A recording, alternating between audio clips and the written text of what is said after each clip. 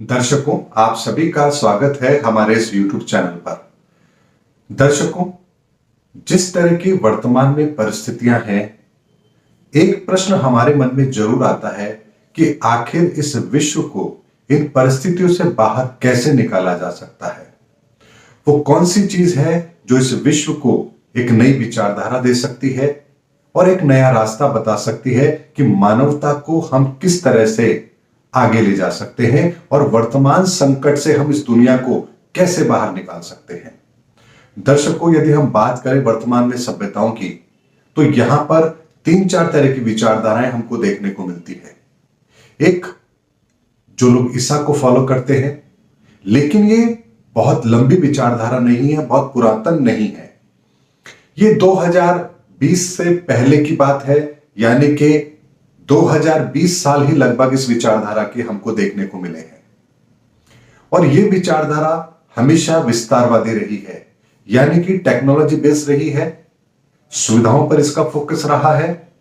यह चीज हम अच्छी तरह से जानते हैं कि वेस्टर्न कल्चर किस तरह का है और वो किस चीजों को फॉलो करता है।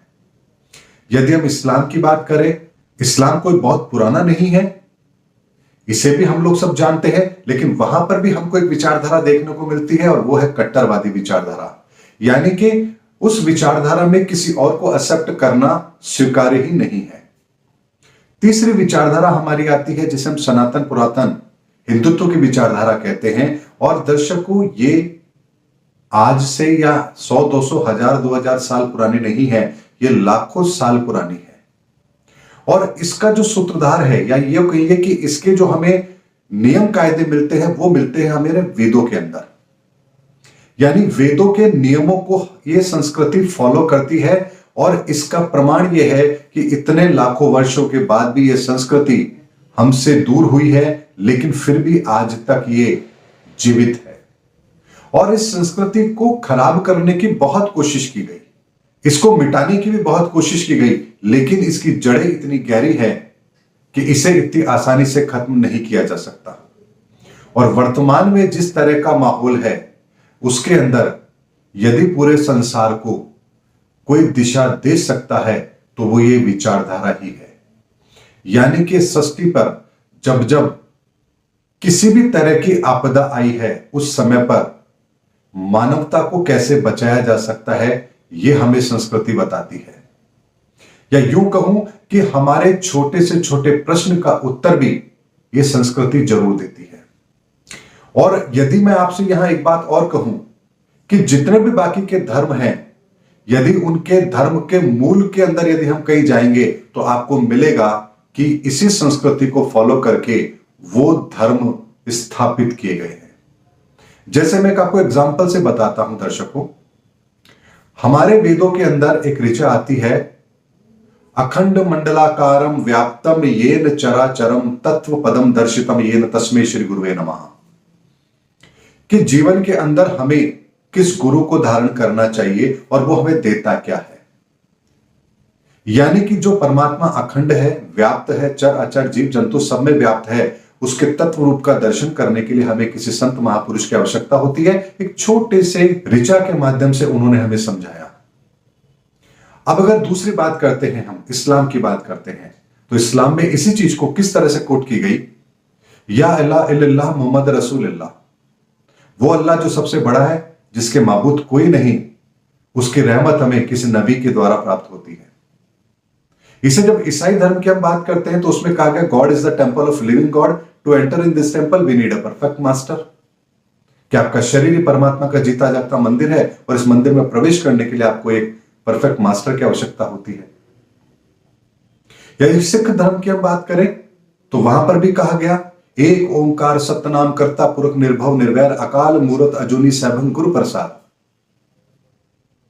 यानी कि वो ऊपर वाला वाहे गुरु परमात्मा एक ओंकार सतनाम करता पुरख निर्भव निर्वैर, वो एक ही है, वही पूर्ण है, वही करता है, और उसका साथ हमें किसी गुरु के माध्यम से प्राप्त हो सकता है। एक लाइन के अंदर सारी बातें स्पष्ट तौर पे कही गई है और वही चीज हर ग्रंथ के अंदर फॉलो की गई है, हर संप्रदाय की धार्मिक पुस्तक में फॉलो की गई है। अगर कहीं भेद होता तो या डिफरेंसेस होने चाहिए थे, चाहे फिर हम परमात्मा के रूप की बात करें तो यहां पर वेदों के अंदर कहा गया कि वो ज्योत के समान है, ईसाई धर्म में कहा गया वो लाइट है, इस्लाम में कहा गया वो नूर है, और सिख धर्म के अंदर अगर हम बात करें तो उसे ज्योत के रूप में कहा गया। यानी कि अगर हम देखेंगे तो किसी भी धर्म की अगर जड़ को हम पकड़ेंगे तो वहां पर हमें एक चीज जरूर मिलेगी देखने को कि उन सब का सूत्रधार जो है वो हमारे वेद ही हैं।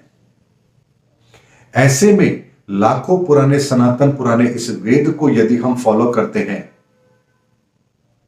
तो निश्चित तौर पर हमें इस मानवता को बचाने में बहुत बड़ी मदद मिलेगी, क्योंकि इन वेदों के समय की यदि हम बात करें तो बहुत पुराने हैं। न जाने कितनी सभ्यताएं पनपी हैं और मिट गई हैं, चाहे वो सतयुग का समय हो, द्वापर का समय हो, त्रेता का हो या फिर कलयुग चल रहा हो।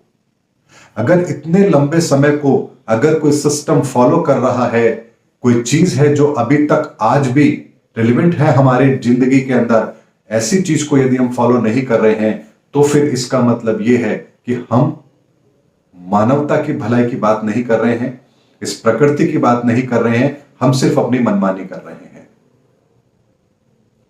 क्योंकि वेदों के अंदर धर्म, स्वास्थ्य, शिक्षा, अर्थ, हर तरह की चीजों का समावेश है। वो खाली एक यही चीज नहीं है कि आपको कैसे जीवन आपका होना चाहिए, खाली इतनी सी बात नहीं है। संपूर्ण ज्ञान यदि हमें कहीं मिलेगा तो वेदों के अंदर मिलेगा, और ऐसे में वेदों की शिक्षा अनिवार्य भी होनी ही चाहिए ताकि एक आम जन तक वो चीज पहुंच सके जो पहुंचनी चाहिए, और इसे धर्म के चश्मे से तो कभी भी नहीं देखना चाहिए। उम्मीद करता हूं दर्शकों, मैंने इस वीडियो के अंदर जो एक मेरी मूल भावना थी उससे आप लोगों को अवगत कराने की कोशिश की है कि वर्तमान समय के अंदर वेदों का ज्ञान ही हमें इन समस्याओं से बाहर निकाल सकता है, और उसी के प्रचार प्रसार की अब हमें आवश्यकता भी है। इसीलिए जन जन तक वेदों का ज्ञान पहुंचे, यही हमारी अगली मुहिम भी होनी चाहिए। उम्मीद करता हूं दर्शकों मेरा वीडियो आपको जरूर पसंद आया होगा। अगले वीडियो में आपसे फिर मुलाकात होगी, तब तक हमारे चैनल पर बने रहिए। जय हिंद, जय भारत।